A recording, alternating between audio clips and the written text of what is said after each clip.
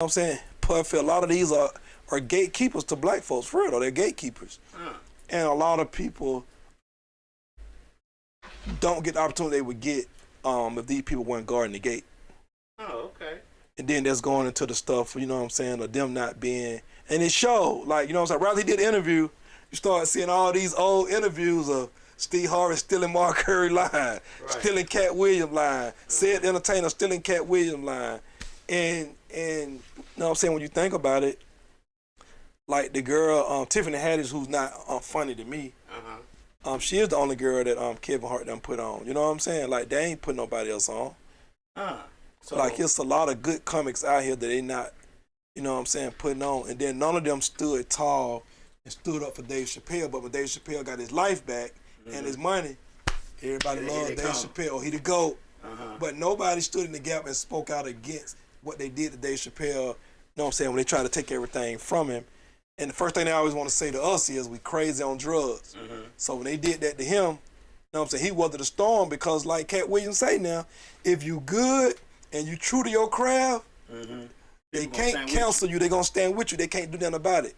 So I just like the fact that he pulled the receipts out and was like, hey, what this nigga talking about? I wrote Friday After the Next. You know what I'm saying? I wrote my character. Right. They wasn't expecting that. Right. I told them, hey, if you want me to play this, I don't think it's funny for a black man to be getting pumped in the ass. Right. That ain't that funny about that. Right. You know what I'm saying? So if you're gonna allow me to do this, let me perform this way and tell me what you think about it. Okay. You know what I'm saying? Yeah. So I like stuff like that, man, because he stood up with substance and he had receipts on all them niggas that, you know what I'm saying, I don't care nothing for anyway.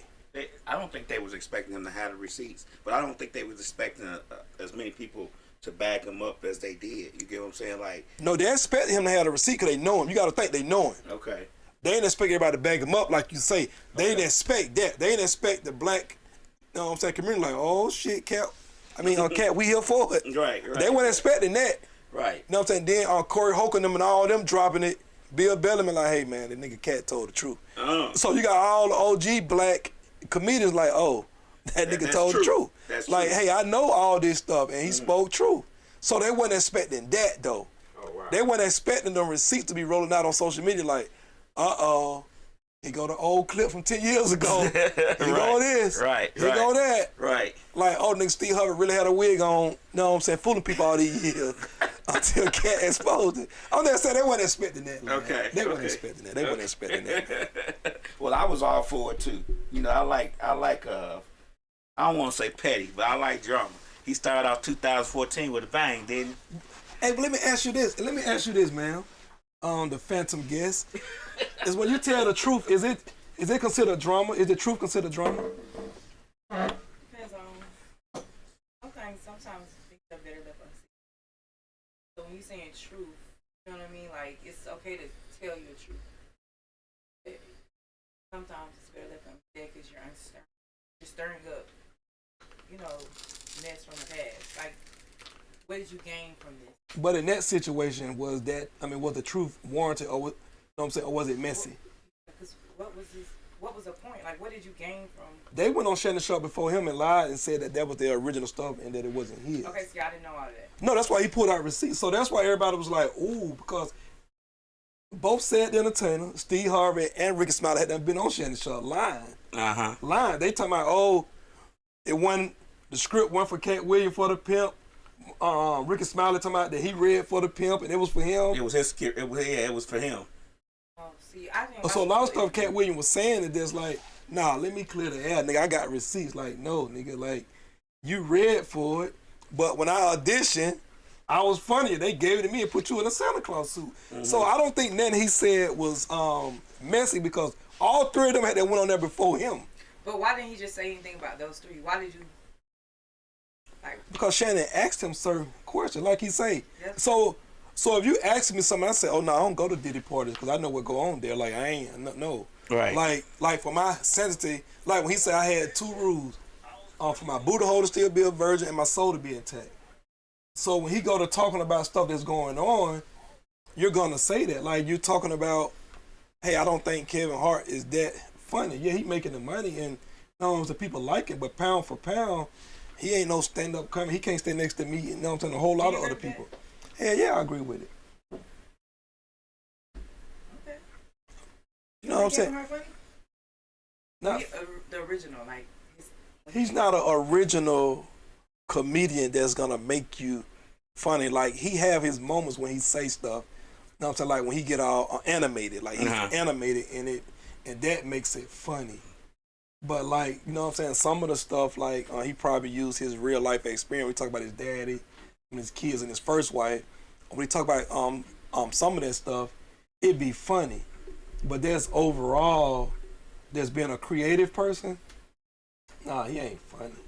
Not funnier than like Katt, Corey Hogan. There's a lot of dudes out there that more funny than Kevin Hart, but Kevin Hart is safe for Hollywood. Like he's safe. He ain't gonna rock the boat. He ain't gonna go against the grain. He ain't gonna talk about Hollywood. He ain't gonna do none of that. So he's safe. You know what I'm saying? They push you out.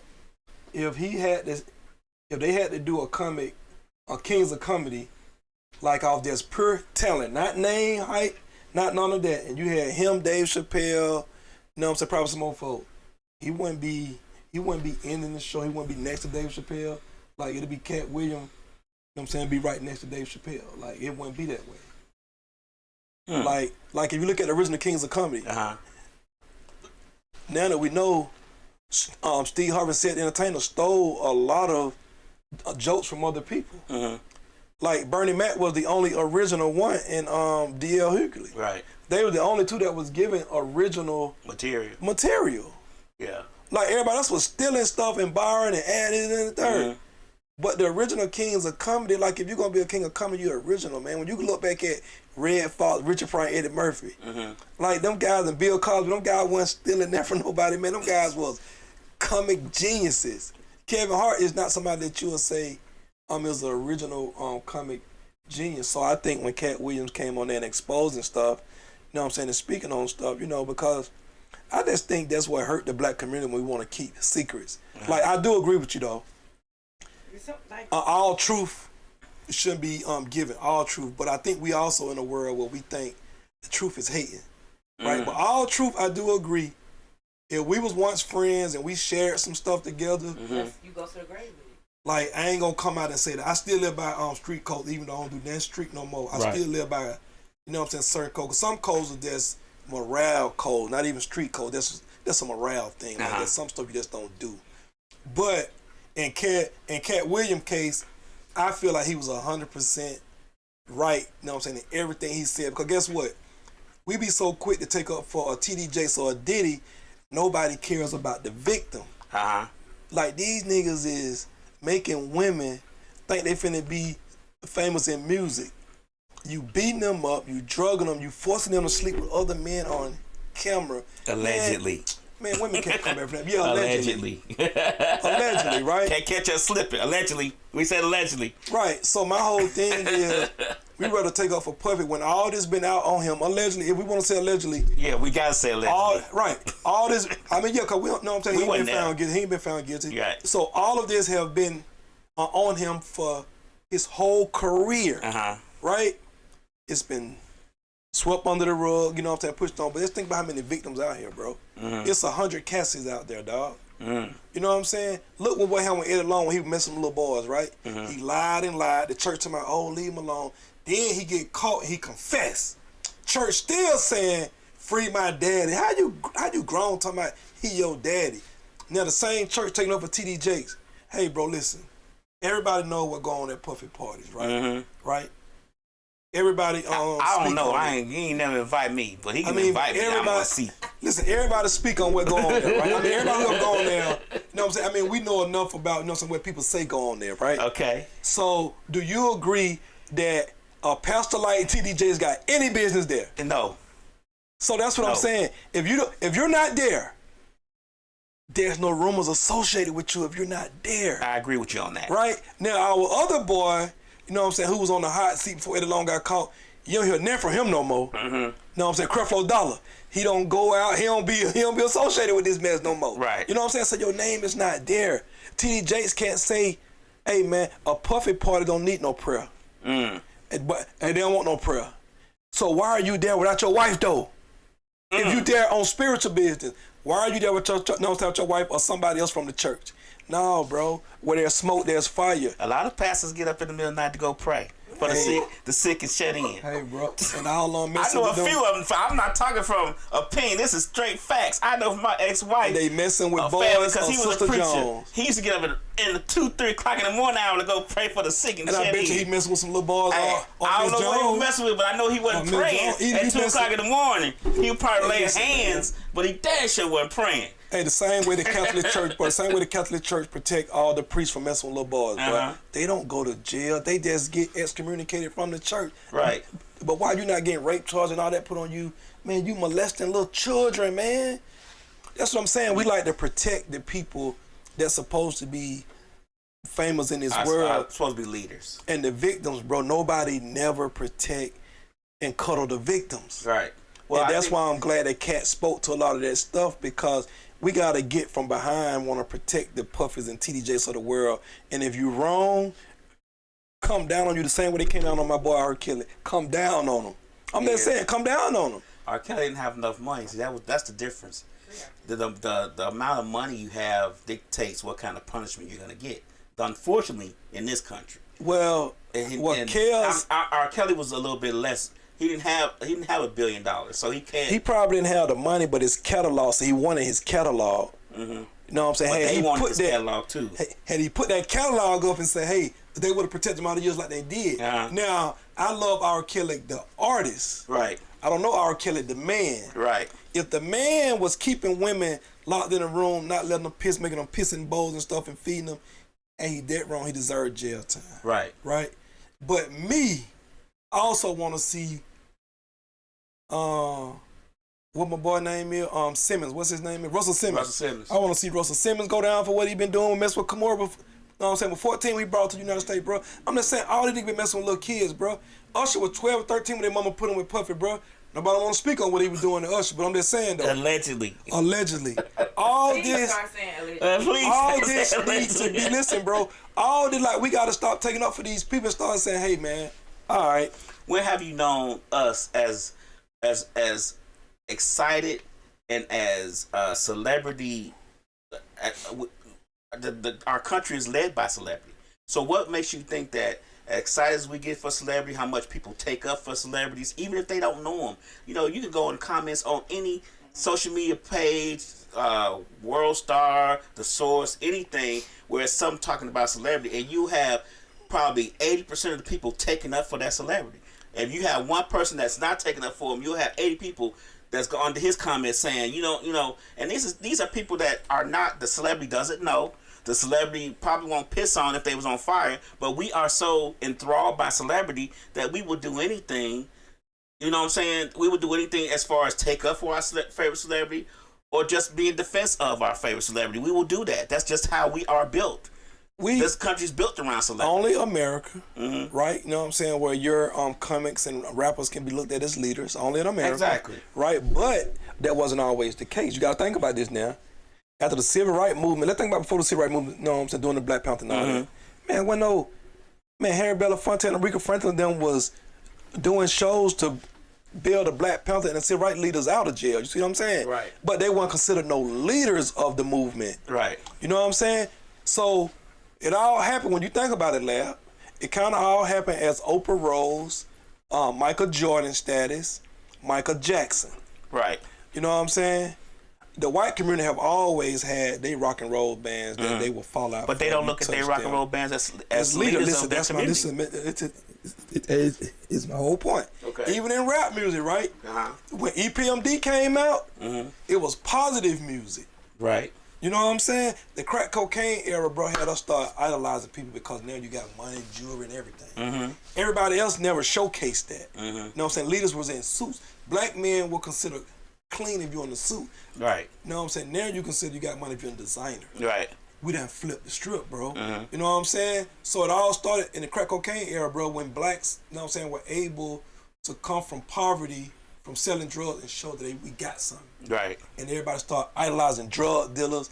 That's when the rap lyrics starting to change. You know what I'm saying? Rapping about that. But with EPMD, you gotta think EPMD and all them, you know what I'm saying, Slick Rick, you know what I'm saying, them was the favorite. I wasn't talking about none of that. No. LL Cool J, those was people, you not considered leaders, but the popular rappers. But when drugs got in the mix, you know what I'm saying, that became the popular, you know what I'm saying, lifestyle to idolize. Because nobody else had nothing to idolize. They were just rapping about the community and the movement. Right. So it was nothing to idolize.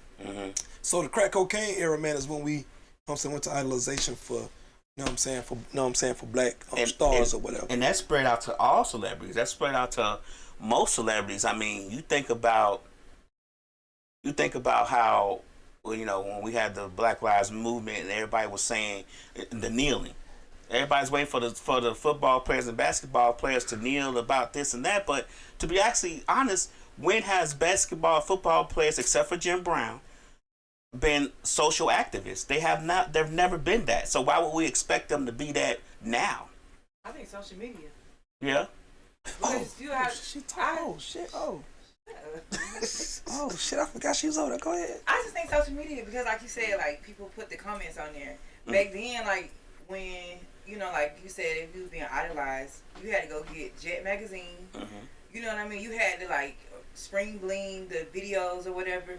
Now I wake up with you and I go to bed with you. You know what I mean?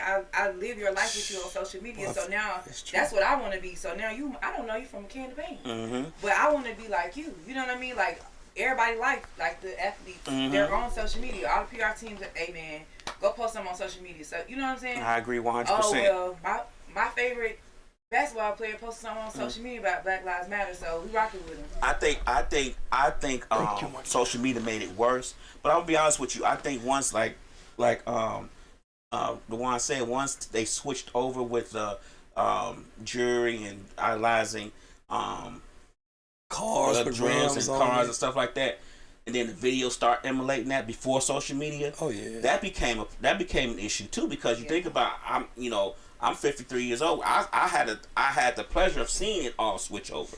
So when I'm watching videos now, you got the BMWs and the Mercedes in the videos, you got the Trump jewelry, you got the rings on all the fingers and stuff.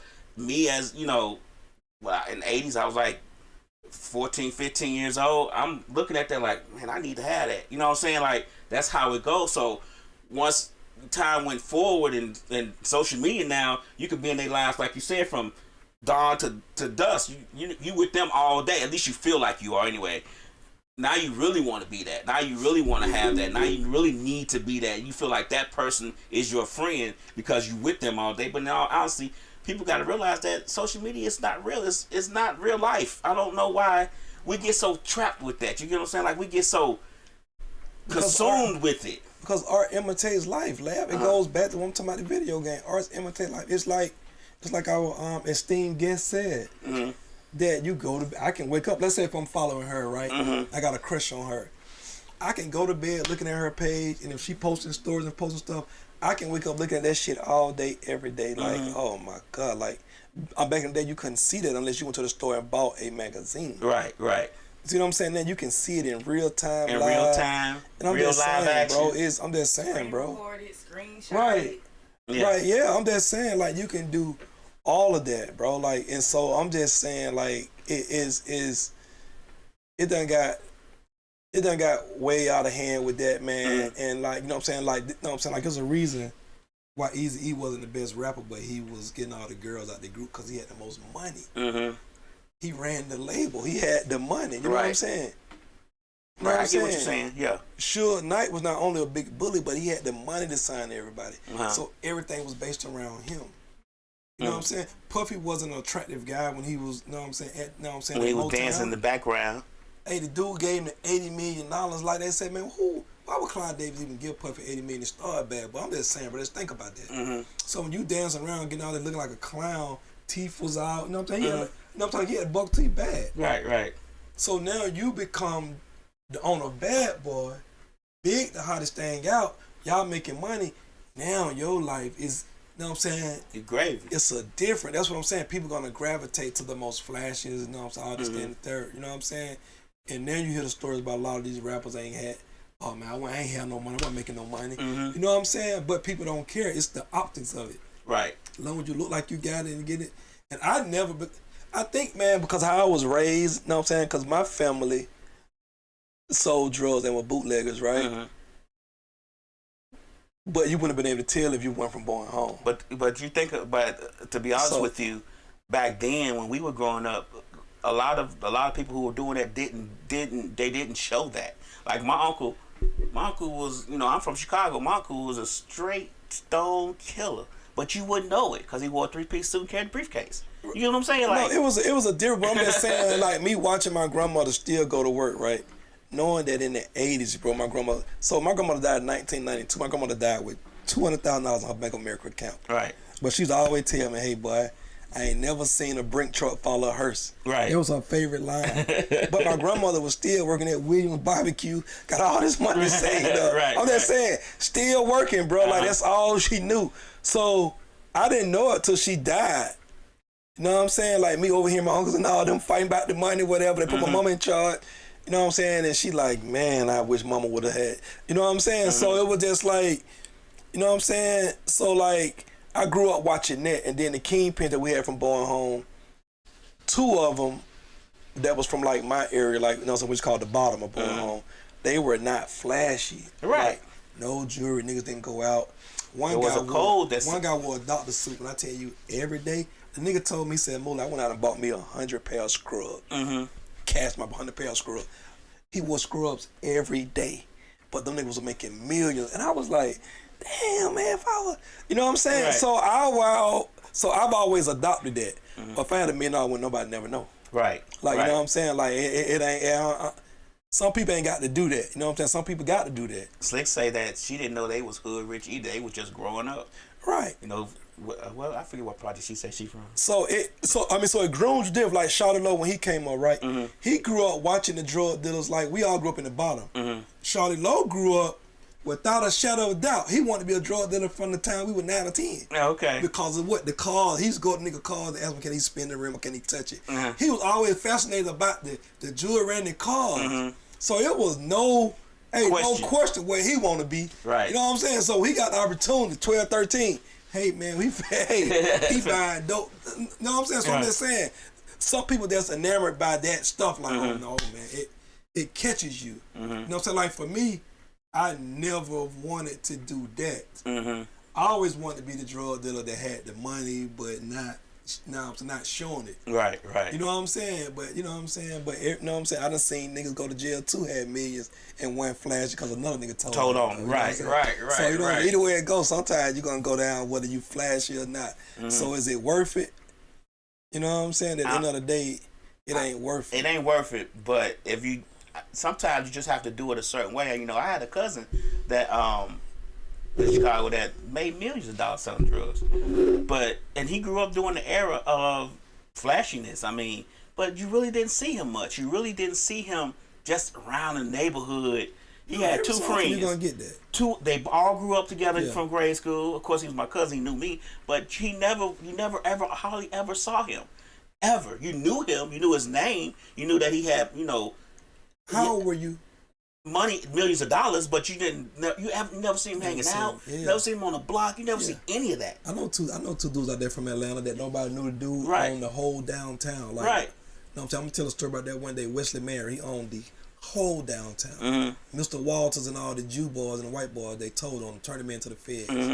Mr. Walters was like, you know what I'm saying, once the feds like take his property, you know what I'm saying, they was gonna have first deals to buy him. Right. But Mr. Walters got everybody to tell on the guy.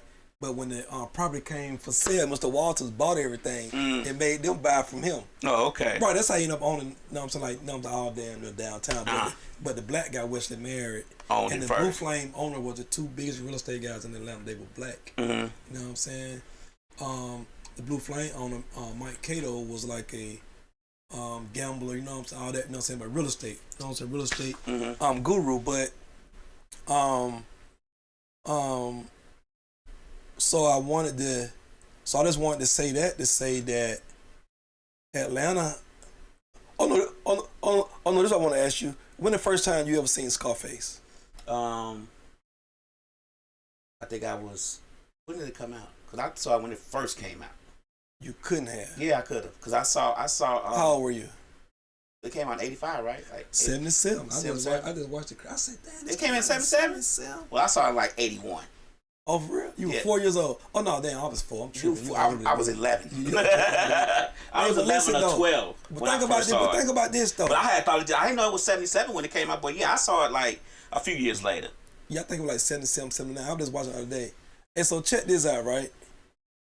Scarface came out in late 70s, right? I think it was since I'm, you know what I'm saying? Because it caught me by my, I was like, damn. Let's think about how long that the crack, you know what I'm saying, was out in Miami. You know what I'm saying? We didn't get it till like later. Right. But it was already out down there, right? So many people couldn't even relate to glorify Scarface because they hadn't hit worldwide yet. Right. But when everybody watched it, it's like, man, It's my life. who I want to be like Tony Montana, right? But here's the thing about my mom, right? That's why I love my mom so much, man. There's no lie. My mom, when I first watched Scarface, it was with my mama. She used to pause it because I always wanted to be a drug dealer. Like, she didn't want me selling drugs, even though she sold drugs. You know what I'm saying? She always be like, boy, you too smart. You know what I'm saying? Your way out gonna be your brain. Like, don't get caught up in this. You know what I'm saying? You know what I'm saying? So she used to tell me about niggas like, oh, like, you ain't gonna never work for no nigga. You gonna hold a $500 bond and you get locked up. First of all, your bond gonna be more than $500. Your lawyer gonna be more than $500. Like, no. Right. You know what I'm saying? Like, no. We ain't you know what I'm doing saying? that. You ain't no follower. Right? She used to always drill that in my head, right? So she used to make me watch Scarface. Back then it was VCR. She used to pause it. What do you think about that? I didn't understand though, like Scarface was wrong. You know what I'm saying, for taking the man girl. You know what I'm saying, killing the man. You know what I'm saying? Like you made the man like kind of turn on you for taking his woman. Then you know what I'm saying, you got a job to do. You agreed to do the job. And then when it's time to do the job, you say, oh, no women and children. But the man told you he had a family. They watched the thing. You see him got covered his kids, whatever. You looking like, okay, no problem. Right. You know what I'm saying? So even though in the movie it say, hey, I thought his wife and kids weren't going to be there. Right. Now that's your conscience. You know what I'm saying? Now I give Scarface that. He stood on his morals and went to war with the saucer because he didn't blow the, you know what I'm saying, the bomb up and he killed the saucer main man, right? You got to be prepared for what come with that. Like, he sent 1,000 niggas to kill him. But in the movie, Scarface was just dead wrong. You know what I'm saying? You killed your best friend who, you know what I'm saying, married your sister. Ain't like he just knocking off dragging her. He married her. Right. She's pregnant. Like, he married your sister, bro. This supposed to be your best man. Why you wouldn't want him to marry your sister, dog? Like, you know what I'm saying? He wanted to marry her sister. He wanted to marry her. So, you know what I'm saying, though? You know what I'm saying? Like, a lot of stuff people that's doing, that's getting on drugs, that's wilding out. But when niggas want to be the kingpin Scarface, they overlook all the other stuff. And my mom used to always be like, hey, now, you can't see this what happened. Hey, this what happened. Like, you know what I'm saying? I used to watch New Jack City. My mom used to make me watch movies and slow it down. What you think about that? You know what I'm saying? Oh, we think about Nino and G Money. Like, you know, so which one you would want to be? Yeah, that's what. Like, you know what I'm saying? And me thinking G Money cool, and I want to be G Money. Like, yeah. But you know what I'm saying? So my mama used to just be like, son, this game ain't what you think. She's always tell me, two type of niggas in these streets. You know what I'm saying? Robbers and hustlers. You know what I'm saying? And if you're a hustler and you ain't willing to kill, the robbers coming for you. You know what I'm saying? She just, man, listen, bro. I was 9 or 10, couldn't even comprehend it. Right. But I can still hear her saying that like she right there. Like, she used to tell it to me like, bruh, son, you ain't no robber, you ain't no killer. Like, if you ever want to get here, it's going to turn you to one of them or you're going to be killed. Yeah. I never really wanted to be I never wanted to be a drug dealer. I never had that ambition. I always knew my way I was going to be through school. But there was never one inkling in my body said, I want to be a drug dealer. See, I grew up around it. My mama cooking dope in the house, grandmama them. Chicago, that's all there was, but I just was like, no, I'm not saying like in the household. So for me, it was like, I want to sell that. You know what I'm saying? Right. It wasn't like, but that's what I'm saying. When crack first hit in Atlanta, it hadn't destroyed the people yet, so I didn't know that me selling crack to her, man, it's gonna have her that's selling her body, all the stuff out the house. Her kids ain't getting no clothes because she's selling everything. Like, it hadn't done that yet. You know what I'm saying? Okay. So by the time it had that effect, God had that work this way to me and like, nah, that ain't it, man. You know what I'm saying? Because I remember one day I'm in the crack house, right? Man, pocket full of rocks, pocket full of money. I'm sleepy as I don't know what those. I'm in the trap all day long. I'm knocked out sleep. You know what I'm saying? And long live my girl Lynn, man. I'm in the apartment. You know what I'm saying? I'm knocked out in this room, right? And I sleep hard. Like, I sleep hard. I believe it. I wake up, laugh. It rocks everywhere, money everywhere. But Lynn had to pull the door up and lock the door. Okay. But everybody had been beating on the door because they wanted the rocks. Mm-hmm. Man, I woke up, every sack there, every piece of money there. But when this lady came in, pretty and fine as all I know, yes, I had sex with her. I ain't had no business having sex with that 12-grown woman, right? You know what I'm saying? I'm like, damn, she only know shit. You know what I'm saying? She was so bad. But when she hit the dope, it changed me. Because I saw her going from this pretty fine woman to this, and man, she zoned out when she hit that crack, bro. I'm talking about zoned out. You got to think I'm 12 years old, but I'm in the 9th grade, though, so I'm still kind of fast. And you know, I think I'm grown, like mentally, right? Man, when she hit that dope, bro, the Spirit of God hit me like, hey, this is wrong. It's no lie, lad. This is no lie. All my friends can testify that they probably gonna have that laughing. I gave every rock away in the house. Every rock away, bro. You was done with it. Hey, it changed me. Like, it changed me, bro.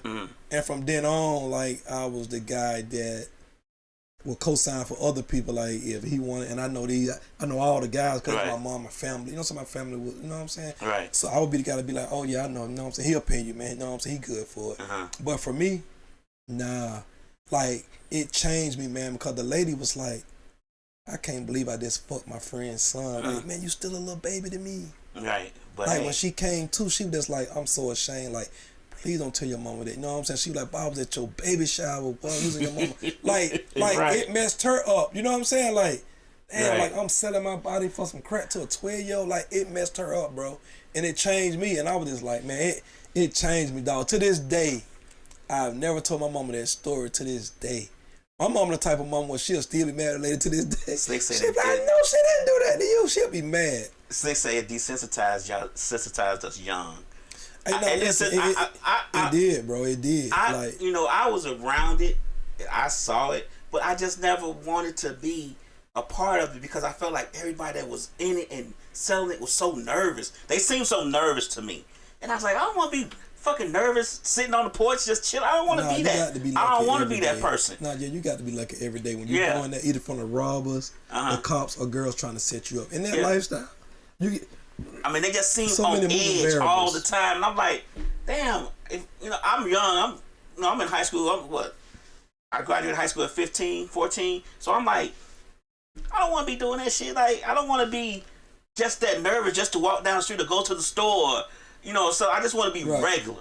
So I never had a thrill with it because it just seemed like everybody that was doing it was always so fucking nervous. And I'm like, and you know what, though? I blame my uncle too because I overheard my uncle was talking about this lady, like talking about like how, you know what I'm saying, like how good she was, like how experienced she was. No, that's being managed. I know, you know what I'm saying? And when I seen it, I'm like, oh, there she go. Yeah, that's the lady they talking about. They got the super. Them dang uncles. Okay. Them damn uncles. Nah, my uncle bragging on this lady like, man. I had 5 of them. Now, when it came to sexual stuff, they were some roguish niggas that they tell me some stuff. I'm like 8. I don't need to know this. Right, man. And that's what got me in trouble. Overhearing them talking about this lady, and when I seen her, right, just being mannish and young, I had to try it. You know what I'm saying? That's being man, but God allowed that because that what got me on the straight and narrow as far as like trying to do that, like trying to hang in a trap, trying to sell dope. Like that what got me. From doing that. You know, we talked about you know, social media and how it makes people want to live that lifestyle. But what other alternative is it? Because to me, it seems like even not in just the city of Atlanta, but in all cities, all the extracurriculars are gone. All the after schools are gone. There's really nothing to draw the children to something else. It's not, man. They don't. How you doing, Slick? Too. I'm sorry. I'm happy. Tuesday. It really not, man. Kids, I think nowadays don't have no real hope. You know what I'm saying? I think once upon a time we had some hope. You know what I'm saying? But I don't think it's no hope, man, because we have politicians are in office. You know what I'm saying? Not creating programs, not funding programs. You know what I'm saying? To truly help our kids.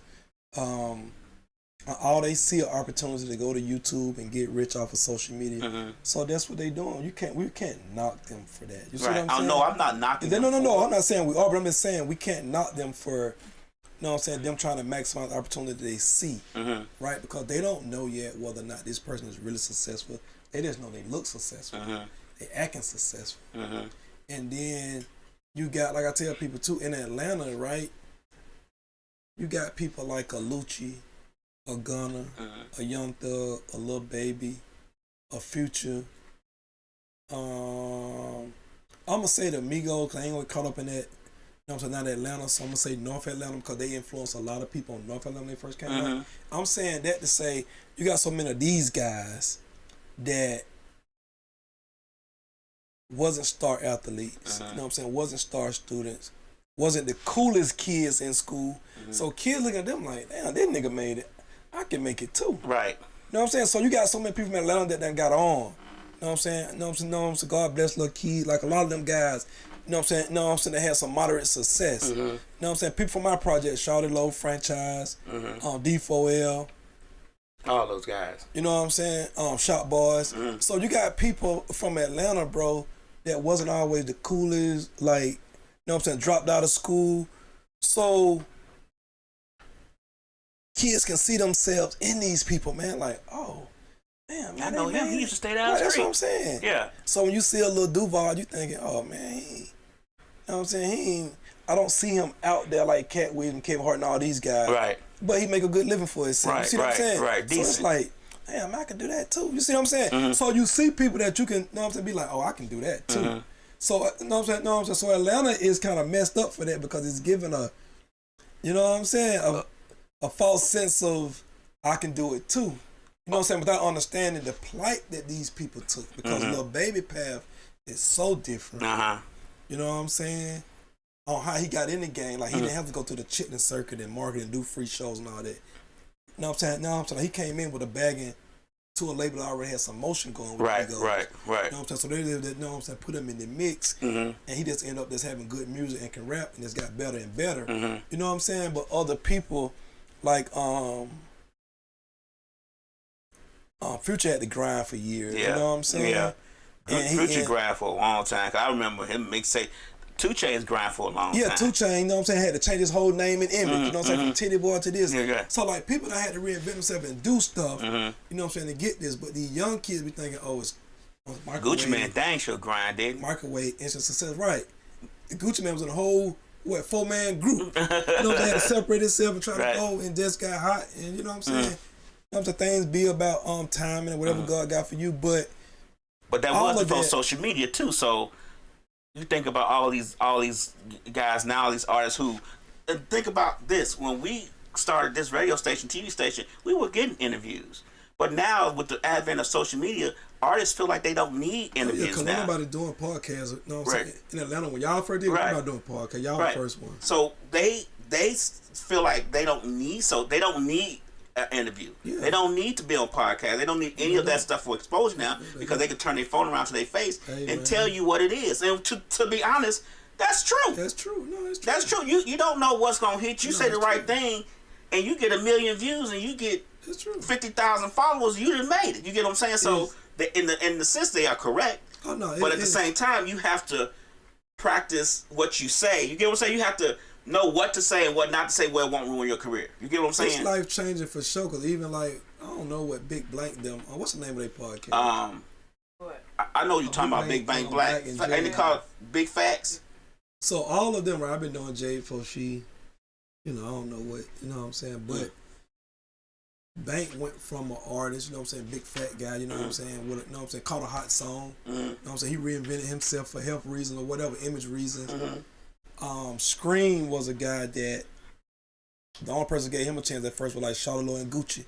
You know what I'm saying? And now they, you know what I'm saying, you know what I'm saying, well, it appear they're doing good with the podcast. I don't know because I don't do podcasts for real, so I don't know the numbers and none of that. Right. You know what I'm saying? But all of them reinvented themselves, and you know what I'm saying, the unlikely tag team came together and they, you know what I'm saying, got a good podcast, you know what I'm saying, on a revolt. You see what I'm saying? But their podcast does well, but I separate those guys not on a hate thing, but on the fact that they already had establishment in the industry, so they can get those interviews. No, what I'm saying, TIs and all those who have podcasts, right? No, the true. People like us, the smaller people who have to grind a little bit harder to get up there. No, I said that to say is Big Bang Black not the best rapper from Atlanta. I didn't know he was a rapper. I'm just saying, you know what I'm saying? Like, he wasn't the coolest guy people was, you know what I'm saying, checking for Jabe or Scream. That's what I'm saying. Neither, okay. No, none of them. So what I'm saying is, it's easy for people to be like, oh, man, she a big girl or whatever. I can do that too. Or, man, Bank ain't no smart. Like, I'm just saying it's easy to be like, man, I can do that. If they doing that, I know I can do it. Because people in Atlanta, they know these people. Right. So it's easy for people to be like, man, I know them. Like, you know what I'm saying? That's true. You are 100% like, you know what I'm correct. saying? So that is what I think mess up a lot of people from Atlanta is because they feel like, oh shit, man, I know them. I could do that, man. You know, this is the only place I've been to where people be like, oh, I know him.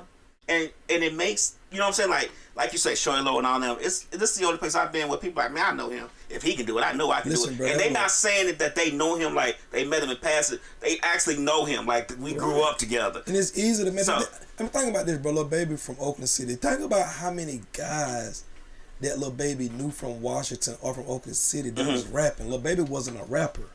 Like, you know what I'm saying? Like, it really made him start rapping. Right. But think about how many guys were rapping before him who think they was better. And probably was better at the time. Let's just say they were better at the time. Right. But I'm just saying, like, so just think about how many guys just done probably gave up or wasted years because they still trying to rap. You know what I'm saying? Still trying to get on because they know they better than this guy. You know what I'm saying? And he's kind of like their measuring stick. Right. Like, oh, I know him. I was rapping before him. Yeah, he might be rapping about the truth about what he did when he was younger, but I was a better rapper. So years go by, you still in the studio trying to find that one hit. Because you feel like, oh, if he did, I can do it. I can do it too. That's what I'm saying. Atlanta has that more than any other city to me. You know what I'm saying? Because you got people that like, damn, man, I know her. I know him. Like, shit, man, if they can make this money, I can do this, man. Right.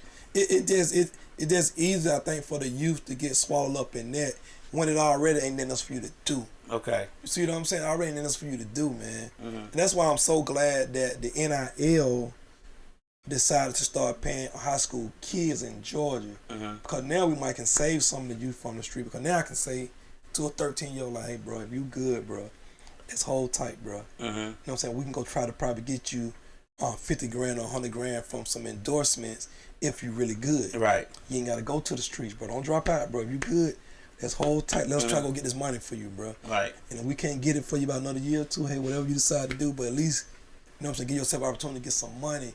Because you ain't going to make that type of money in the street. Because that type of money ain't in the streets no more.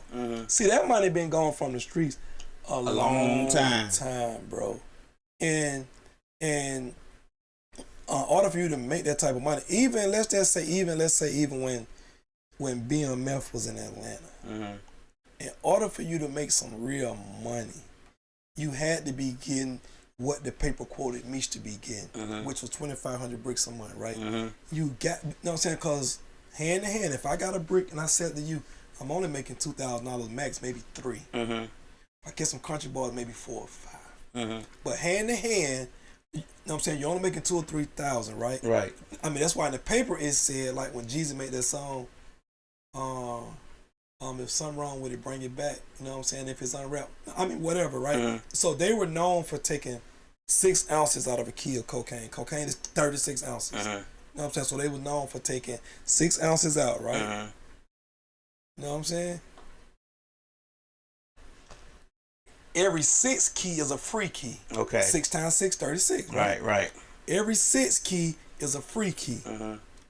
You get 2,500 keys a month. Every 6 key is a free key. So you're taking 6 ounces out of every key. The dope was so good, they say, that you could take the 6 ounces out. And not worry about it losing its potency. So every 6 key is a free key. Right. So you're taking 6 ounces out of every key, 20, you know what I'm saying? One, you know what I'm saying? Divide, you know what I'm saying? 6 into 2,500 and 10,000 free keys they got. Can you divide that real quick for real? Do you mind? 2,500 into 6. Okay. So with that, it ain't no. 2,500 divided by 6? Yep. 416. So he was getting 416 free keys. That's his profit because he done took it out. Right. So that's his profit. So you getting that time $30,000. Now do 30,000 times 416. You got something on the board, lad. Slick say. I'm gonna get that. Slick say. All right, 12 million $500. All right, so this is why they were saying Meech had so much money, and when he ran into Puffy in Miami, he told him, "Nigga, I can buy you, nigga. I got cash money, liquid." Right. Because here's the thing, right? Now, when I was a sports agent, All-Star Game came in '03. That's kind of a BMF breakout party. Because what a lot of people don't know, if you're from Atlanta, Atlanta had a big West Side suite. You know what I'm saying? Guys from the West Side where I'm from called Danny Boy, Dick, you know what I'm saying? I know all these guys. Okay. They had got into it with Meech them in the 90s at the Gentleman Club. Okay. Right? Because Meech was down here looking like a pimp. You know what I'm saying? Guys from Atlanta weren't used to guys selling dope like in, you know what I'm saying, the suits with that old Detroit pimp talk. So they jumped on Meech them. That's why when Meech came back, he reinvented himself and came deep. He came everywhere he went, 100, 200 deep. Right. But they knew these guys was gone.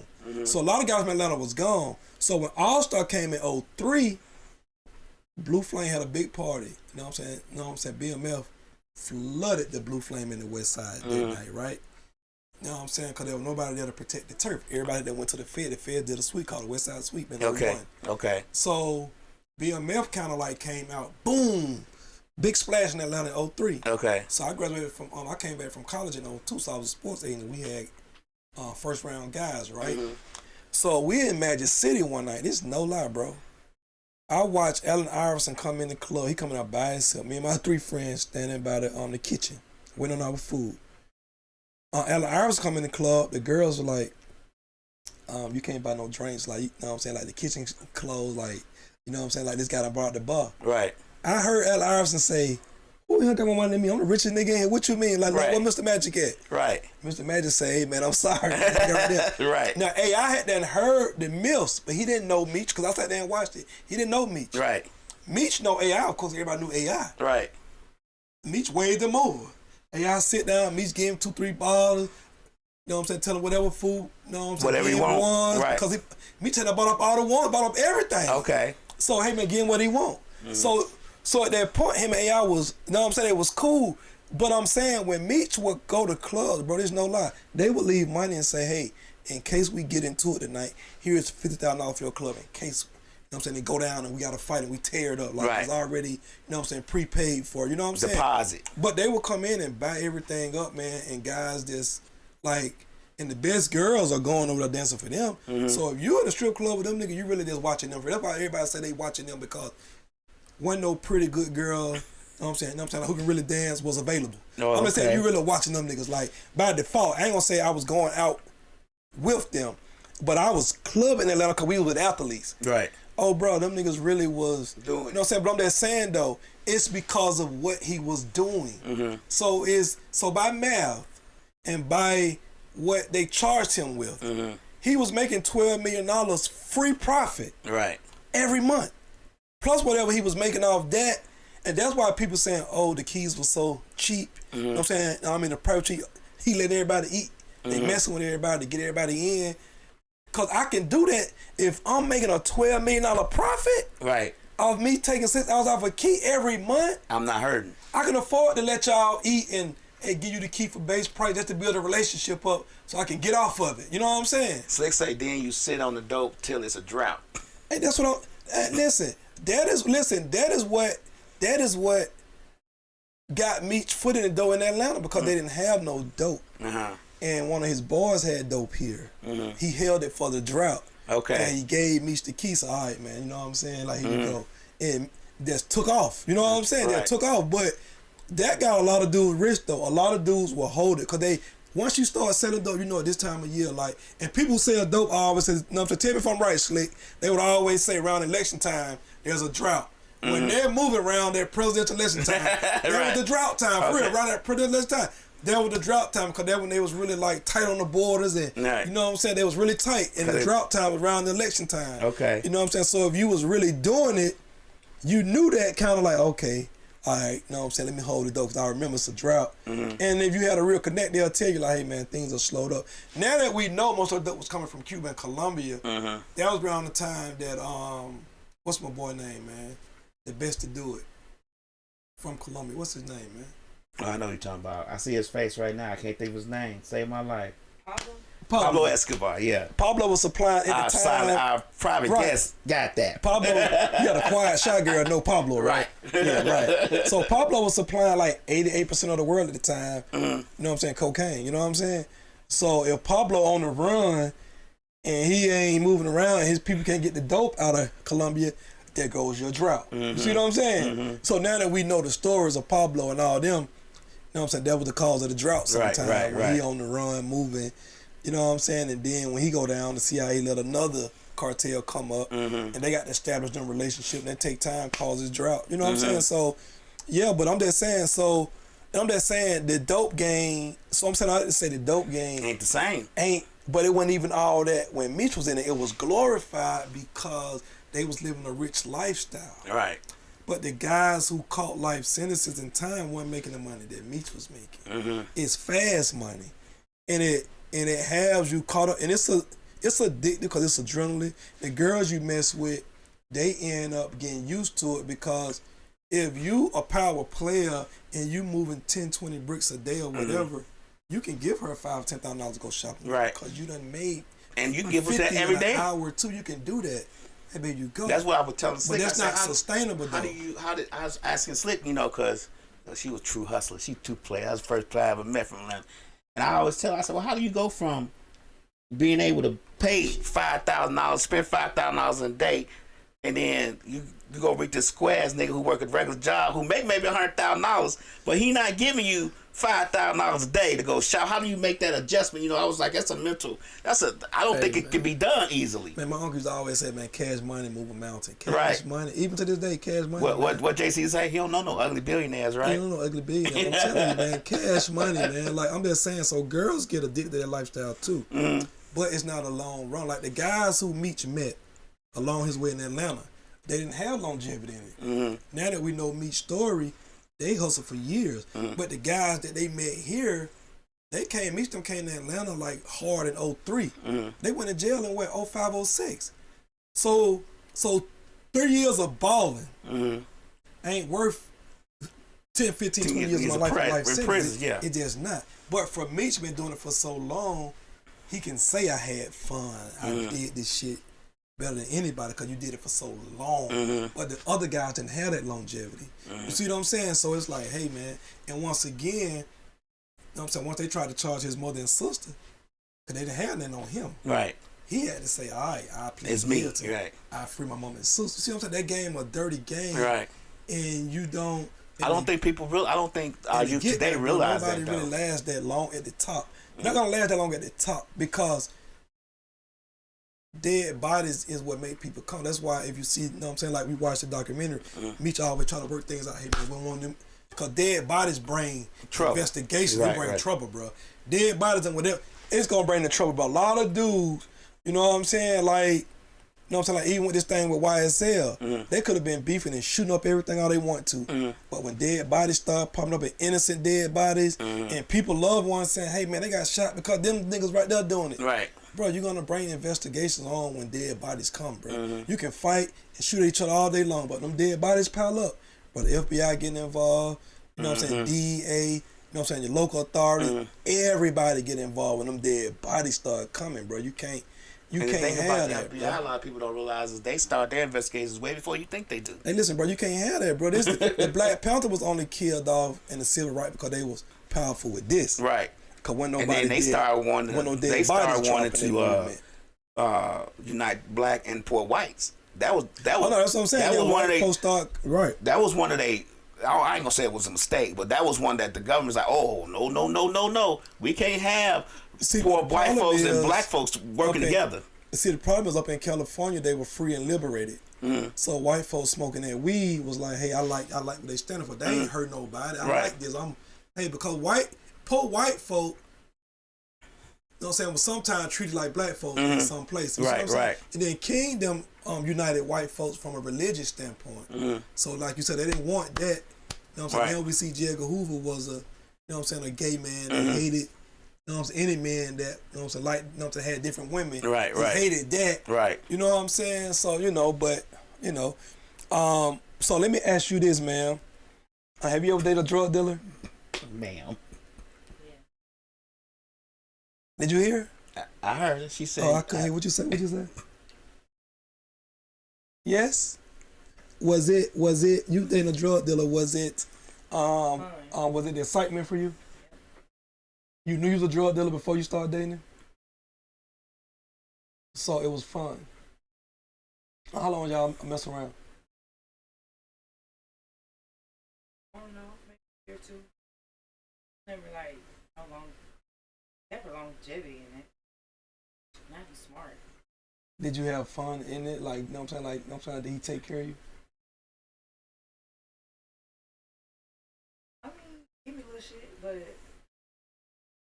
Why? Cause you wasn't asking for nothing. yeah, I don't ask for nothing. So if you would have asked for a lot, he would have gave it to you. Probably. I think a lot of girls. Well, how old were you? That's what I was just gonna say. So I was young too, so it was more like, and I always have been self-sufficient. So it was more like the fun in the clubs, or like the fun with like, you know what I mean, like. But how old were you? My first drug dealer? Yeah. Real drug, like an actual like dope boy. Like, A real dope boy. 26. All right, that ain't too young. So the reason why I asked her that is because I know a lot of girls from the projects, right? Mm-hmm. That of course the drug dealers making money gonna scoop up the pretty girls. Right. But they ruin so many lives because you robbed the youth of her. You robbed her, you know what I'm saying, of doing what she wants to do. Right. You know what I'm saying? Just being a drug dealer girlfriend.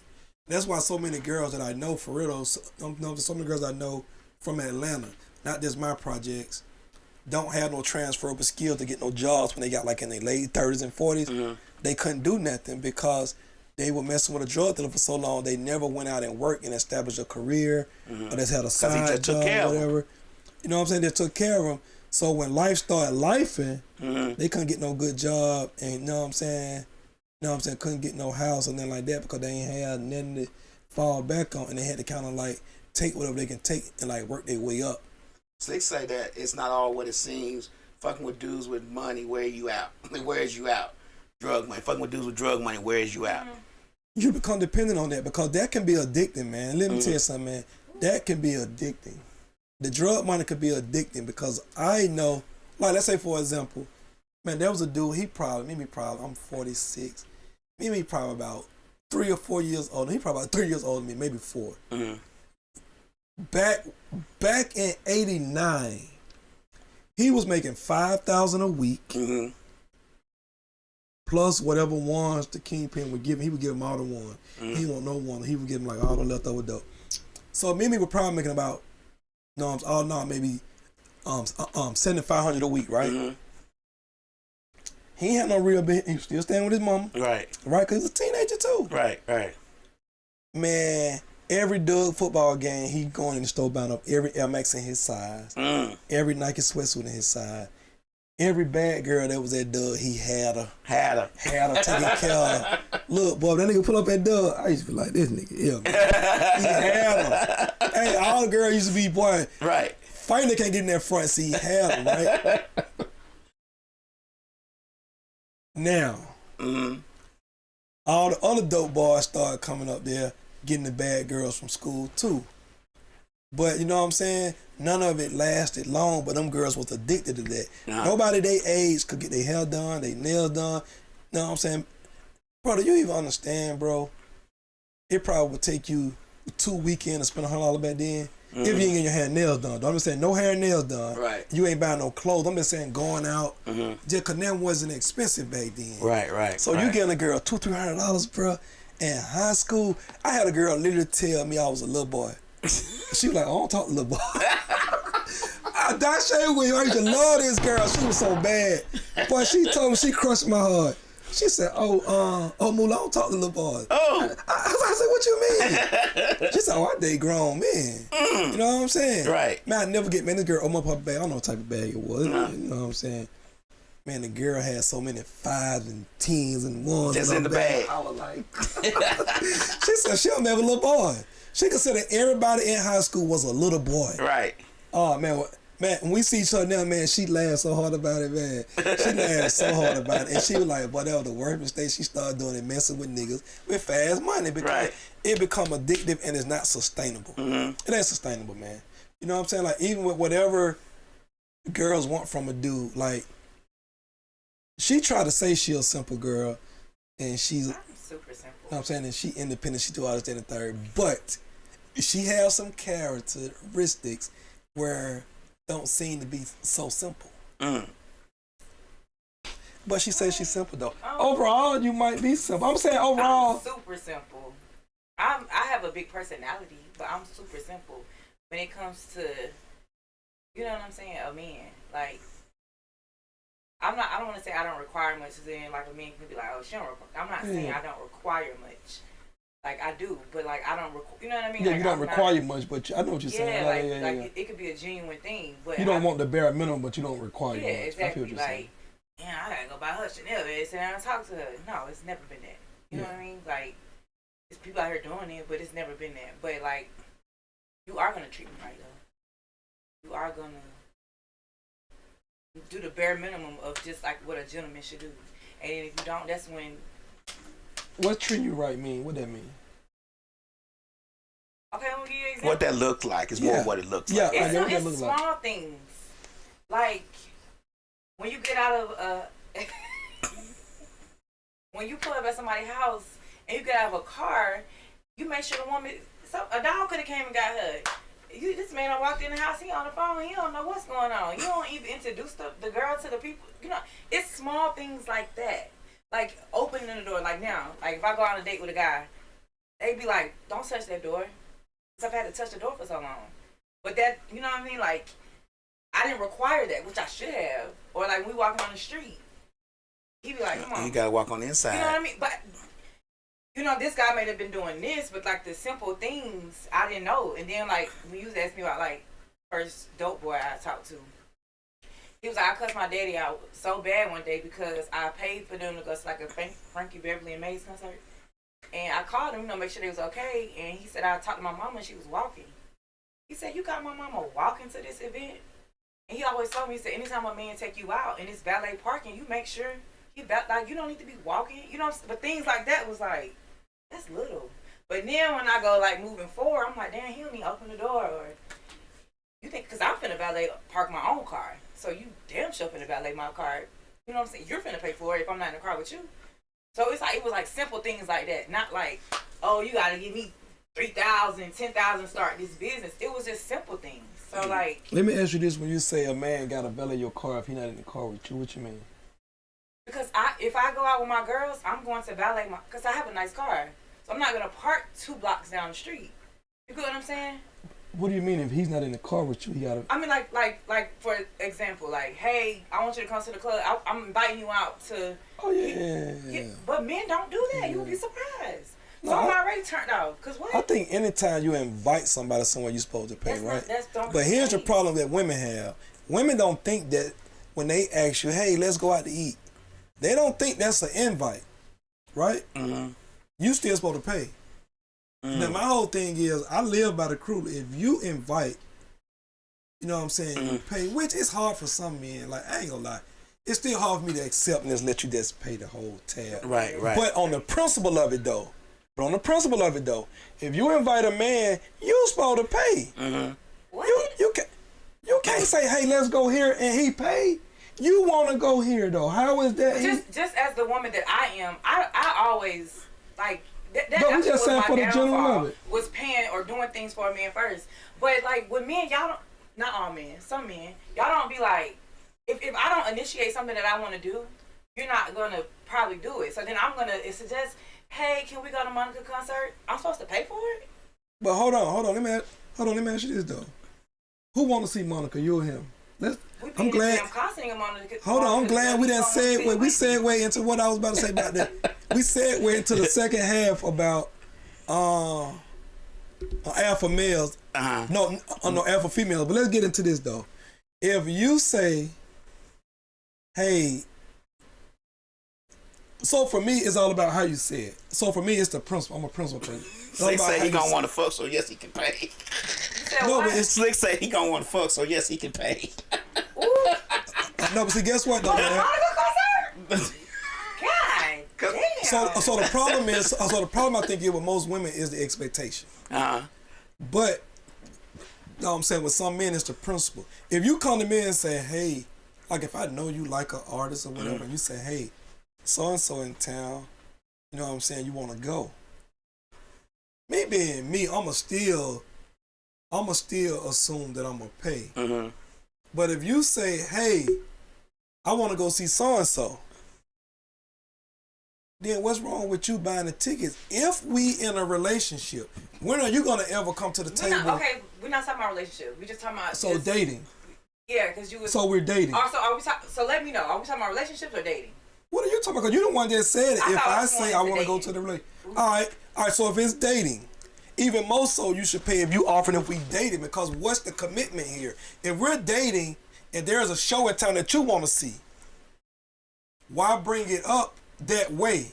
Now, if you bring it up in a different way, or if you bring it up in a different way, because if you dated, then you can expect him to say, oh, well, I shouldn't be bringing stuff to the table because we ain't doing that. So you just said you bring stuff up. If we ain't doing nothing, then I'm going to suggest some thinking we ain't doing that. But if you dating, then that rule don't apply. If you just dating, that rule don't apply because you can't expect him to be in the mind frame to be trying to come up with things if y'all dating. Because if y'all dating exclusively, then it's almost like a relationship if you dating exclusively. Right. So if you dating exclusively, then if you say, hey, so and so in town, I want to go see him. Me being the man I am, I have no problem with paying for it. Slick, nobody said anything about that. I have no problem with that if you say, hey, so and so in town, you want to go see him? Or hey, there's a game tonight, you know what I'm saying, you want to go? But at some point, if you know that I like sports or whatever, when are you gonna say, we're not talking about you, when are you gonna say, hey man, so and so in town, you wanna go see them? At what point that is reciprocated? Give, at what give point and take. What type of woman you're dating within at least a month. And for some good women like me, it's 2-3 weeks. I've been to a man's house for the first time. Like, and I'm looking around like, this nigga need this. This nigga need it. This nigga too. I go to wash my, you know what I'm saying, brush my teeth or wash my face, and I see his toothbrush sitting on the counter. So no, I might not go to Saks and buy you no belt or no hat, Right. but I'm gonna get this address and hey, you got a package out there. It's a care package because I see how you live and let me make it a little bit easier. Yeah. So you can kind of tell what type of woman you dealing with. I agree. So then, but still, it's still men that you do that for, and they like, well, shit, I don't gotta do nothing. She already coming. God, so you know, but then too, like you saying the guy on line, like why I gotta be for sex? No, this is Slick is a woman. Slick say if Slick says he's gonna want to fuck, so yes, he can pay. Frenchland, shut up. You married. He's supposed to. Slick says that. She says that if he not paying, don't expect her to be fucking.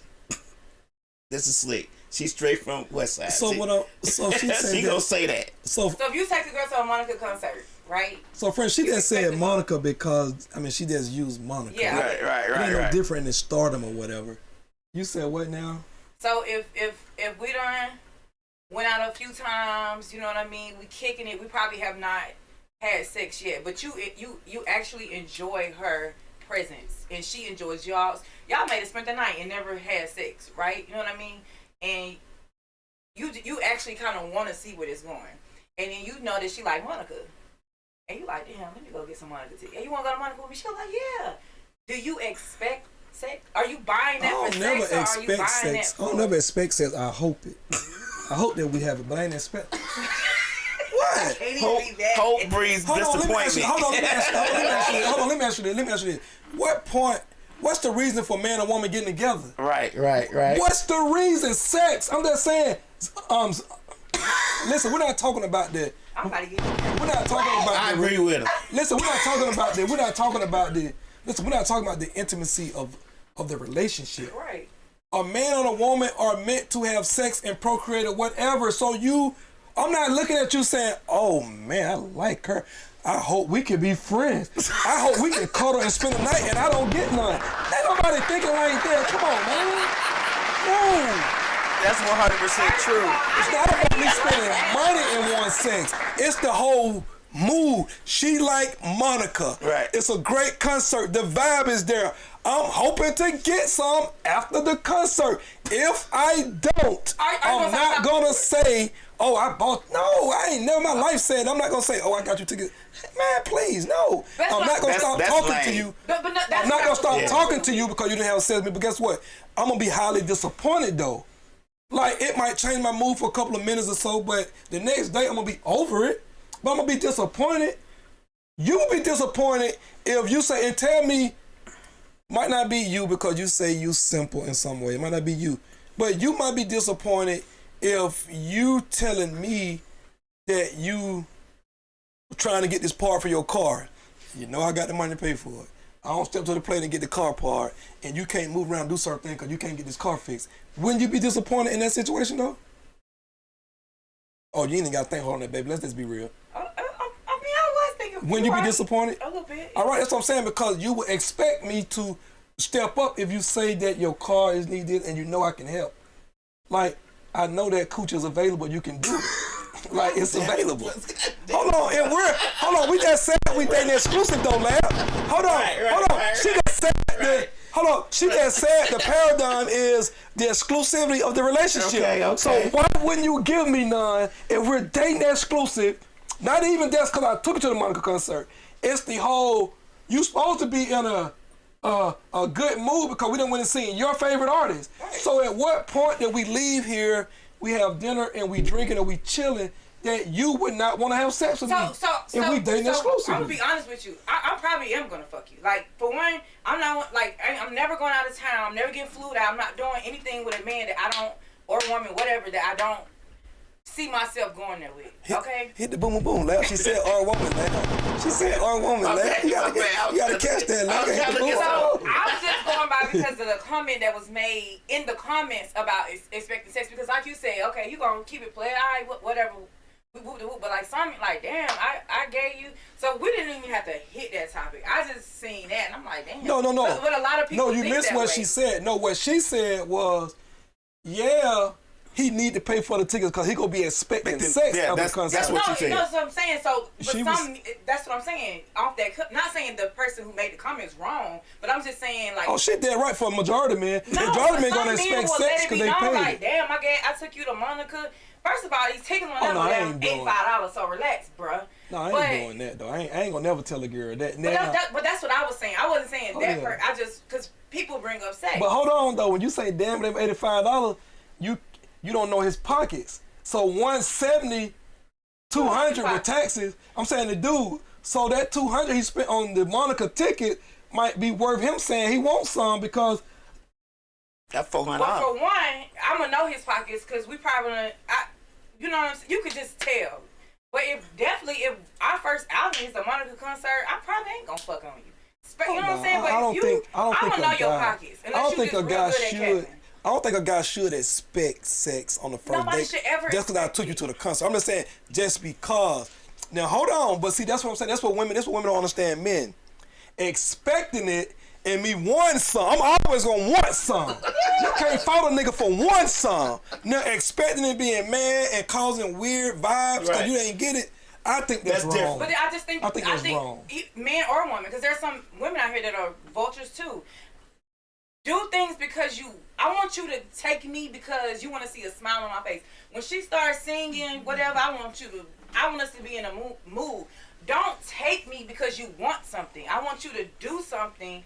You know what I'm saying? I'm not gonna. But most men gonna take you. We gonna take you. They gonna want to want that booty. We gonna take you so you can get in a good mood. So maybe you'll be willing to give up that. No, most men think they want the booty further. Most men think they want the booty though. Right. I mean, we're wired like that. That's true. It should be no judgment. We try to soften you up. Be lame and be vocal about it, or be like, you shouldn't be. You shouldn't be lame like that. You 100% right. You shouldn't be, man. No. Of course. When I was younger.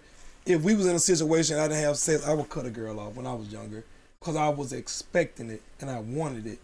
But you know what I'm saying? That ain't how you go about doing it. That ain't how you go about doing it. That's when you like teenager. No. So once you get to adulthood, you don't cut a girl off because you don't have sex with her. You try and try again. And you keep at it. I ain't that young, but I'd have been introduced to some lame ass, sucker ass niggas. All right, but hold up. What made you? Hold up. But what made you go after the niggas? The lame sucker duck with paper. What made you go after the nigga? Or what made you accept his invitation to you? Because I know I'm not. Well, at the time, I know I don't want a relationship. You know what I mean? I know I'm not going in. I'm not looking. Well, at the time, I wasn't looking for this. So we could just have fun, but then like you fucking up the fun because I'm still reciprocating. Okay, I got you. So but you kind of fucking up the fun because now it's like, it's it's transactions now instead of an interaction. No, you know what I mean? And I never had transactional pussy, so I just looked at it like. But did they catch you at the clubs you worked at?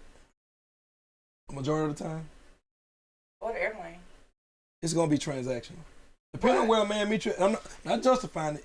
Depending on where we meet you at, it can become transactional because we think that this is what it's supposed to be. You ain't gonna meet a girl working in the club as a bartender. Which was a bartender? Wait, a bartender? Bartender. You're not gonna meet a girl in the bartender and think that it's not gonna be transactional. I ain't saying no man is not. That's what I'm saying. Nothing is all or none. The average man come in the club, he's gonna look at you like a girl in the club. So he think it had to be transactional. That's what I'm saying. But I can also be in the club, not meaning like I get what you're saying because I used to work in the club. But I mean, but even in the club, you're gonna think that you're not gonna think that she's simple, right? We're gonna miss a step trying to get to know you to see how simple and easy and cool you are. We're gonna go and think that I gotta make her think I gotta do this in the third, and that's what most niggas mess up at because they don't realize that women are smarter than men. And when you do that with some women, they can test you to see if you really got what you saying you got by asking you, you know what I'm saying, to buy them certain stuff that's expensive. And the moment you get all that pause and you know, or they go on a trip, because most niggas, nowadays niggas going on trips, but back then niggas weren't going on trips. So if a girl actually go on a trip, you ain't know much that flight cost, that hotel, the, you know what I'm saying, the everything. So you can't even do that for her. And you probably can because that ain't, you know what I'm saying, but, you know what I'm saying, you ain't used to doing that. Right, so it's going to be foreign to you and you're going to pull back. And then the girl going to lose interest because women have an expectation. That's like, man, we expect the punani and they expect you to do something for them before they give it to you. I don't care what nobody say. Majority of women have a countdown on when she's going to give you the punani, and it's based on what you done did for her in that time frame before she give it to you. But some women will give it to you that first night. They feel like no, that's what I'm saying. Listen, man. We keep going back. Nothing in life is all or none. So they say. So we just saying on average, man, women will. I'm just saying most women. So they say if she say no. What the fuck I've been doing wrong? So they say if she say no, if she says no to having sex, you try for the chase, but when you fuck, it's whatever because the chase is over. So she's saying that men will keep trying until they get it, but once they get it, they done because the chase is no fun no more. The chase is over. See, I'm gonna tell you something, man. That is true, but however, what most women don't realize with most men, right? Some men, I'm gonna say most men, is that we like a cool chick. And yeah, we want a chick with good sex, but we like a cool chick, right? So if you catch a cool chick, though you want to have sex with her, you're okay with if it don't happen in a timely fashion that you might used to, right? You know what I'm saying? Because now you're looking at her as being cool, not just somebody that you want to just have sex with. So now you like, oh man, she cool. Right. So you're okay with the wait because now you looking at her as cool, and now you're looking at her like, okay, she might be different. She ain't just had sex with me the first time that, you know what I'm saying, I went over there. She ain't had sex with you the first time. You know what I'm saying? Oh yeah. Right. Right. Yeah, so she cool. Well, folks always had sex with let me tell you something I've learned. And, you know, I was married for 25 years. I was married for 25. I got married at 17. Yeah, so I was married for 25 years. What I've learned since I've been single, it does not, the rules change based on the man that they're encountering. Absolutely. The rules change. Now, see, they may say, no, I ain't having sex with you on the first day. But they may meet this nigga that they really like and be like, oh, I'm fucking him tomorrow. You know what I'm saying? Because that's just how it goes. Like, she may talk dirty to you, but she may not talk dirty to this nigga. my. She You know what I'm really saying? attracted to this nigga. Right. And then She, you go. you know what I'm saying? You know, she might talk dirty. You be like, oh, hell yeah, I want you to get this motherfucker shit. But this nigga over here, she gonna be like, man, I ain't trying to do that. I'm 5 minutes. You getting 5 minutes of this shit. But this other nigga, she like, oh, we gonna do it all night long. You know what I'm saying? It depends on the person that they are encountering. Yeah. Just like with us, it depends on the person. No, not necessarily, because we want fuck. We want to see what's going on. You know what I'm saying? Especially if she look good and she got a body on her. We gonna be like, yeah. Now, it might be... That's true. It might be trash when we get it. Be like, man, I've been chasing this bullshit for this long. She don't like you. She She don't make you feel like the bro. Right. I don't. Yeah. Right. Yeah. Like, and then half the time, the nigga with money ain't even got no. Ain't talking about nothing in the bedroom. That broke nigga gonna bring her This back. broke nigga make me feel good, and he makes it get wetter. He makes it do this. You know what I'm saying? But yeah, I'm fucking on the first night, like for sure, cause this is how he make a nigga feel, and it might. Cause he ain't pressing. He don't give a fuck. That's what it like. God damn. I don't give a fuck. Pussy, just relax. That's my irritation. Like I know from my first encounter, like how men look at them. She is. I know you can see it. Let me do the same shit. Like, Be maybe disappointed, but like, damn, I can see that. So I already know at the table what is, because I'm really in control of the night unless you gotta go home. You know what I'm saying? We ain't going home. Yeah, like I'm in control of it, so I'm already going. Bully, you know we ain't going home. We like, hell nah, I gotta work tomorrow. It's 4 o'clock in the morning. She talking about some get something to drink. That shit turn me off. Like I'm good. Don't worry about it. I'm gonna go over here and fuck on Lil Rodney. Who ain't did shit all night? Who been smoking and drinking all night? Have you ever had a one night stand? I've never. To me, a one night stand is somebody that you fuck and never see again. Correct? I've never did that. Have I fucked on the first night? Absolutely. But I've never had a one night stand and had sex with somebody that I never seen again. Do you think that if women wasn't judged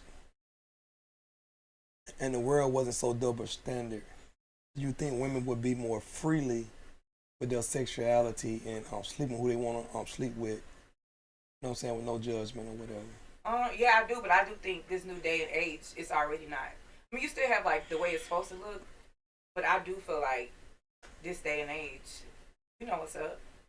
Like back then, if you like fuck on the first night, it's more like, oh, what he gonna say? Like I'm not saying like, that. I mean, that's like, true. Back in the I'm day, not saying. It's I'm not saying that. I'm saying like, you know, let's say if me and you was messing around, we sleeping together. Slick, we know that. She talking about some one night stands, cool to her. Let's say if me and you messing around, Rough, and we come to the podcast and you find Lab attractive, and I step out the room, and you get Lab number and you find him attractive and you fuck him too. Like, do you think that women? I'm saying, do you think that if men didn't judge women? You just said me and you fucking around. More women would be yeah, cause me on nigga code, I'm not fucking with her. Listen what I'm saying. That's Listen what I'm saying. standards. No, listen what I'm saying. Women. Reason why I say that because men do stuff like that. Men will be like, oh, I like her. They'll try to find a way to holler at somebody. So what I'm saying, women are just as savage as men. So what I'm saying is, women. Do you think women would be more open in their savagery? You know what I'm saying? Because not me and you in a relationship, we just messing around. I ain't only you gonna find attractive. If women would, you know what I'm saying? I feel that if women would, you know what I'm saying, were in their true element without judgment, they'll sleep whoever they want to sleep with, because when you grown, you do what you want to do. But because there's so much judgment and hate on women, they can't do what they really want to do. But I get what you're saying, but I feel like I get what you're saying. Yes, I agree, but the difference between me going around sleeping with whoever I want and me sleeping with somebody that you introduced me to, that's just morals to me. So like, I get what you're saying. So to answer your question, but yes. Men do it. The reason why I say that because men do it. But I mean, that's still fucked up. Like if I introduce you to anytime me and you went with my code, with my vagina, anytime I come in contact with anybody they're off limits to me, whether you really fucked with them or not. So to answer your question, I agree with what you're saying, but in that instance, no, it's just I just would say on Nick code, I wouldn't fuck with her. That's just because you my boy. Like you, I you know I'm old fashioned. You know I'm old fashioned type nigga. You my boy. I don't know if y'all fucked or not, but you brought her here, so I would never be like, oh, I should look. I couldn't do that because you my boy. I don't know what y'all doing. I don't care. But you brought her here. You get what I'm saying? There's a difference. Like, I know motherfuckers don't do that nowadays. You get what I'm saying? I know niggas now try to swoop up around. They don't give a fuck who you fuck. I've talked to niggas in their face while they trying to fuck a motherfucker that I know. You get what I'm saying? So it's not you get what I'm saying? It's not the same code, but I'm on the code of, no. I'm not saying it's your girl, but I'm be like, nah, that's Dwan girl. But even you, like, I can, shit, this nigga all on, I'm like, shit, I done been in that nigga basement. And I don't fuck on this man. I don't even fuck with that nigga. But I'm never gonna go fuck with him, though. Like, but women, what I'm saying is, some women out here are just like men. Men will do slime shit like that. And some women be wanting to do it, but I think they'd be judged. You know what I'm saying? Because I'm gonna give you But I think women are, I think what we're missing out on is that women are savages, but they're private savages. Exactly. See, men are more vocal. We want you to know we fucked her. We want you to know, like, I'm gonna give you a good example. Even if we, as men, had sex with a woman for 5 minutes, by the time I get to you, we done had sex all night and I done broke her back. And to her, she ain't did nothing. She don't even count it. You get what I'm saying? That's the difference in expectations and explaining things to you and her explaining things to her girl. Now, when she explained to her girl, she like, man, that nigga only lasted 2 minutes. I don't even count that. But when I explain to you, even though I know it only lasted 2 minutes, when I explain it to you, I'm be like, Moody, man, I had her climbing the walls. Because you get what I'm saying? That's what I tell women all the time. Women say, well, he only stuck it in. It don't matter. If he only stuck it in. Well, if it was penetration, it count. It count. Because I'm not telling my boy I only stuck it in. I'm telling my boy, man, she calling me now.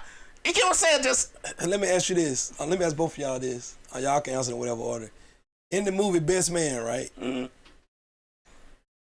What's my boy Tay did wrong, knowing that he slept with Mia and allowed Lance to marry her, and that's supposed to be his boy. Was he wrong for allowing him to even marry her? Yeah. Knowing he done slept with her without letting him know. Yeah, he should have told her. He should have told them back then in college. absolutely.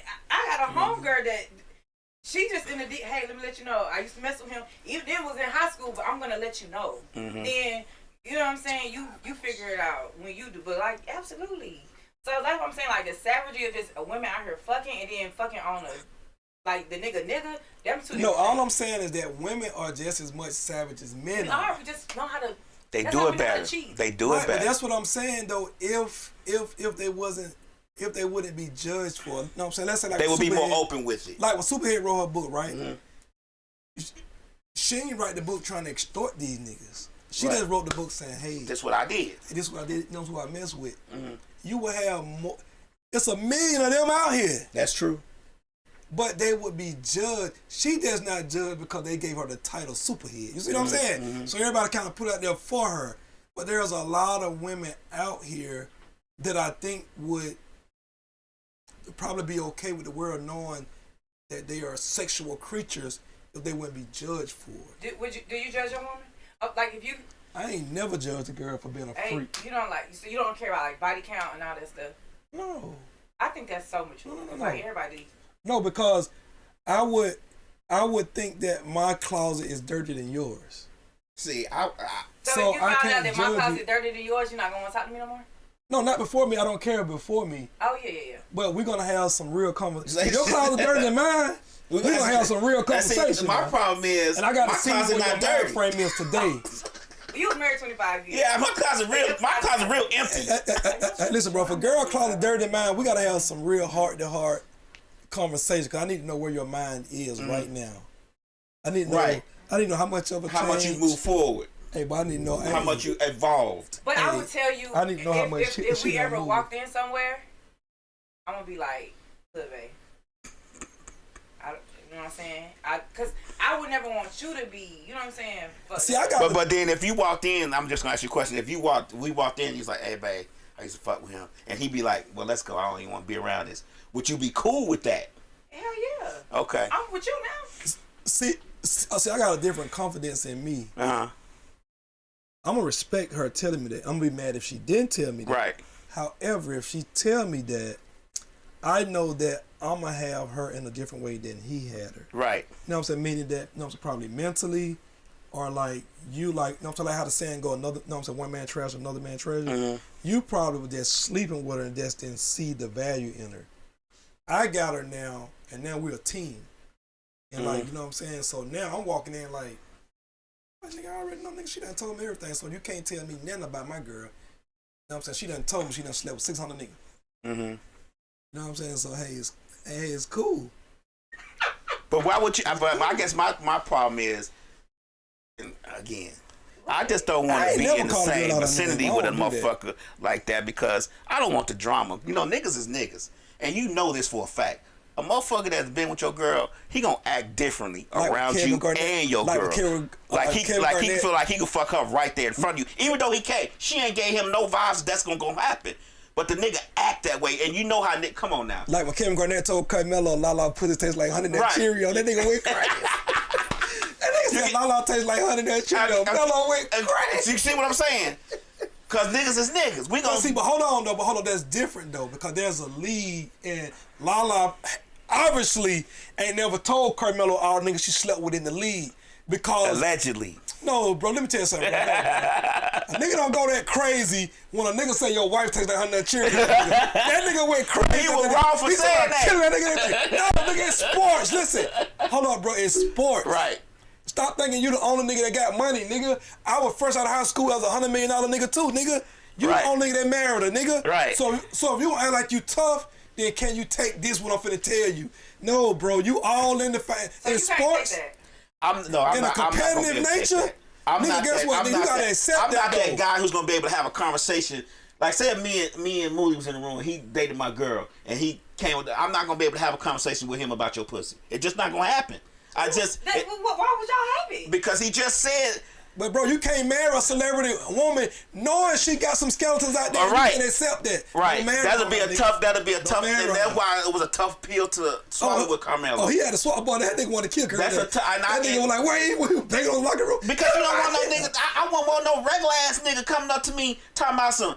Oh. Shit, that motherfucker put her leg behind her head. Good, don't she? I don't want to hear that shit. Niggas say shit. Niggas say shit. Let me tell you something. No, in the game, they were better. In the game, niggas say shit. Told Carmelo. I mean, I'm saying we ain't talking about the game, but we talking about regular life. Niggas, man, let me tell you something.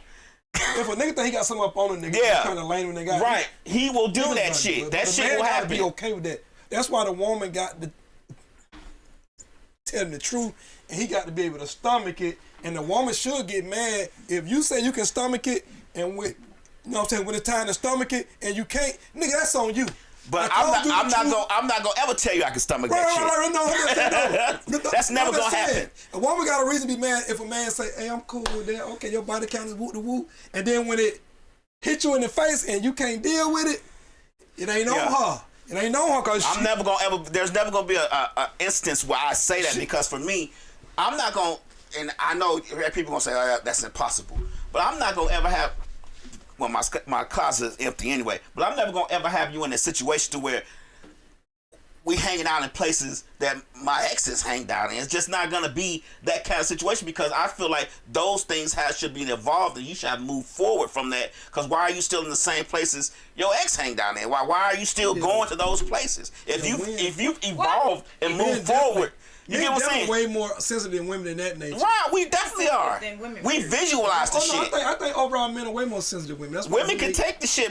Women have stronger stomachs when it comes to that. Women can because we're visual. We're gonna once a nigga say, "Oh, I've been with your girl." But guess what though, Lab? With the average woman, right? With the average woman in her maturity state, you ain't got to tell her you done slept with her. She can tell the vibe if y'all in the same area. Okay. Nigga, a woman gonna be like, "Oh yeah, you done fucked her." Why we can't tell the vibe though? Because men, we don't read like how women read though. We don't. That ain't our gift, bro. It ain't saying none of us can't. We're not looking at her. We don't feel that. A woman can tell the way another woman looking at you, or the way she hug you, or whatever that y'all have done it. A man might think he wanna have sex with her by the way he's looking at her doing stuff. We ain't gonna read it and just be like, oh yeah, they done slept But then they go back to women. A nigga gonna give a hug. A nigga that fuck with somebody is gonna give a hug like she didn't fuck with somebody. But if you're smart with your girl, and okay. Like Drake said it once, cause you a music girl. What Drake said? I know what you're talking about. Yeah, you're right. If you smart and you really care about the new girl you with, you know you're not gonna do that. But women are emotional. So like, let's just say like we down here, right? Bitch, I say yeah, she know off top. For sure. That got down to a nigga and a woman. And then it's Thank you, slick a nigga and a woman too. I tell them all the time, y'all niggas. Well, she like a stud. No. We are niggas though. But like if a woman, if let's say you had a bartender right here, she just grew up with a bunch of males and and we come down here and then you know, let's just say he's a woman, whatever, and the girl back there fix a drink. She like, hey, you know what I'm saying? And then you know she done seen you walk in with me or whatever, and then she emotional because she in her feelings because she see you down here with another woman. So then she gonna fix the drink to me like, cause that ain't the same energy you just gave her right now. So you know what I mean? So women give it away for me to pick up on it and be like, oh, y'all don't. No, women definitely give it away. Women definitely give it away. But me, I play it cool. Especially if you're one of my tipping customers. The fuck I'm finna mess up? You're not my man. Why am I messing my money for? No. Actually, bring your girl up here and give me an extra shot. Now you gotta really pay me for keeping it players. Because girls are players too. I think girls are bigger players. I think women are bigger players. Let's not call them girls. Let's call them women. Grown women are bigger players. Listen to her. Women are bigger players. Mm-hmm. We the lame ones. A lot of times we do lame shit. Men, we are too sensitive to be bigger players than women. Niggas ain't that big of a player, no, to keep it player. Not overall. I know some players. But overall, they not bigger players than women, though. Bo Morgan say, show shorty. Nah. She's incognito. Hey, listen, bro. If you got a girl that was promiscuous, man, and she loves sex, and she done had some bodies, you just hope that so they say on the body she part, don't be tired of having sex with you, and she stay there, cause. So they say on the body part, you lying. If you tell him your number, he won't forget, and he gonna want to have constant talks about it. You think I think it's more so with women. I mean, nothing is off the table for none, but I think more so with women. See, anything you tell them, that's why I don't like agreeing to telling a woman the whole truth about certain stuff because women don't forget. Women gonna bring it up. It's gonna be a conversation. Well, if you tell me your number, I'm gonna remember that shit. Don't tell me your number. I don't want to know the number. It's more of who. Because I feel like one more than me is too many. But you wrong for even asking who though. No. But I'm saying like some niggas, like when it comes to like a threesome, right? Let's just say I ain't gonna go into that. But like if you threesome know that I done had sex with, we don't count that. if you know I done had sex with Lil Johnny that ain't even got a car, Jason that drive this old Altima, and you know like 10 more of them niggas. I ain't them lame niggas. But when you find out I don't fuck LeBron James or whatever, that one is gonna fuck with your ego more than them 10 lame ass niggas that I just fuck. You know what I mean? Some niggas be more on like, oh let me make sure I'm more than them. No, you ain't, baby. You really like here. So that's when you really gonna be bringing it up. I'm gonna tell you what I think for most dudes when it depends on the dude. I think depending on where a dude is in his life, he think that if the dude wants to double back, you'll double back because what he brings to the table, what he has to offer. Cause you don't got shit. Right, that's what I'm saying. So I think that's what it be. It ain't so much that you slept with that person. It's so much that if he wants to go back, you'll go back to him. You know what I'm saying? It's like how when the girls are in relationships or they deal with their dudes and they let Usher come off on stage and do whatever you want to do and stand. I'm just saying, hey, I'm with my guy. The moment you do that, I know Usher can have sex with you. You know what I'm saying? The moment you let him have his way with you, you'll give it to him. You made me feel that way. The same way how women say men make them feel loved and not insecure. Whatever. Insecure, yeah, okay. The moment you allow Usher to come on that stage and serenade you, not that sing to you, but to do extra stuff. Because first of all, I also think he can do that too. Because first of all, if I'm sitting with you at the concert, I don't think nothing about me that would make this nigga think that that's okay to do that to him. I ain't gonna say, nah, nigga, you crazy. So you would feel some type of way? Not him singing to you. Okay. I said the extra, getting all on you and, you know what I'm saying? Like, no, we ain't finna do that, player.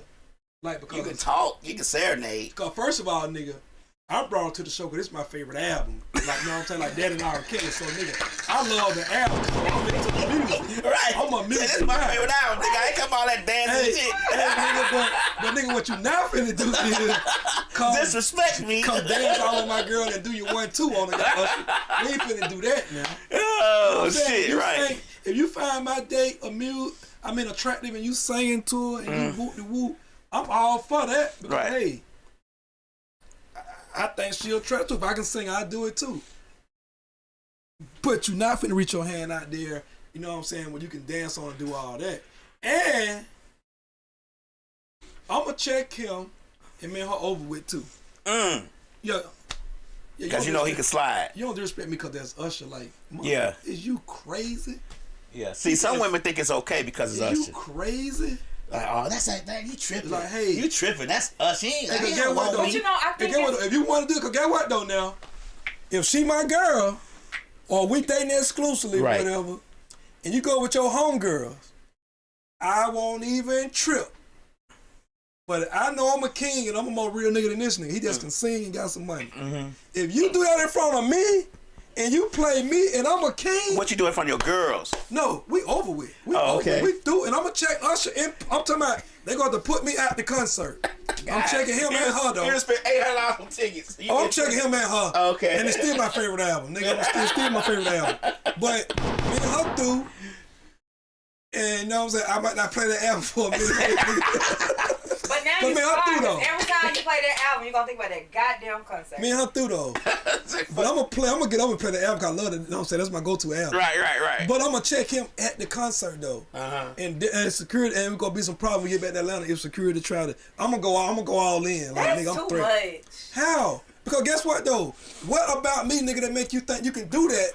Cause you disrespecting me at that point. Ain't even about you. You right. You disrespecting me, nigga. Like In my face. something you can tell that ain't no lane when you can't do that to. Like you can't do that. Like you can't do that, bro. Like that ain't cool.